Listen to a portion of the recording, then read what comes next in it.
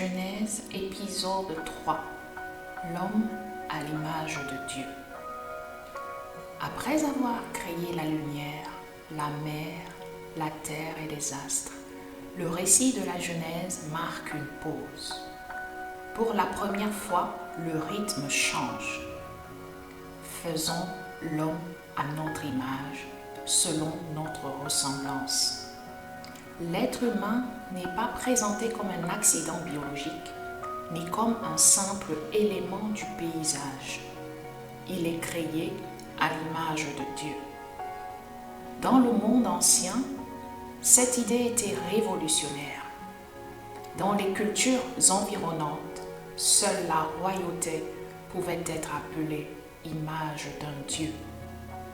Mais dans la Genèse, chaque être humain porte cette dignité.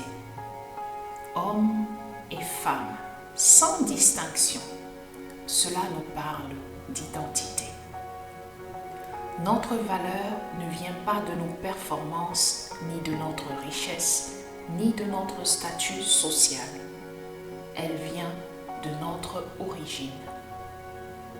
Être à l'image de Dieu signifie refléter quelque chose de lui.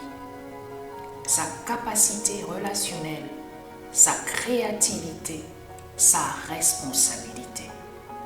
Car le texte ajoute immédiatement une mission: dominer, cultiver, garder.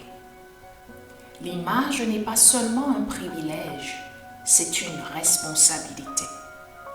Nous sommes appelés à représenter Dieu dans la manière dont nous traitons la création et les autres êtres humains.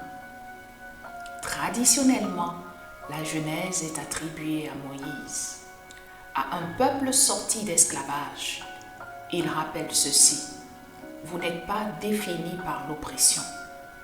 Vous êtes porteurs de l'image de Dieu. Et aujourd'hui encore, cette vérité demeure. Avant toute réussite ou tout échec, avant toute reconnaissance ou rejet, l'identité humaine commence ici, créée à l'image de Dieu.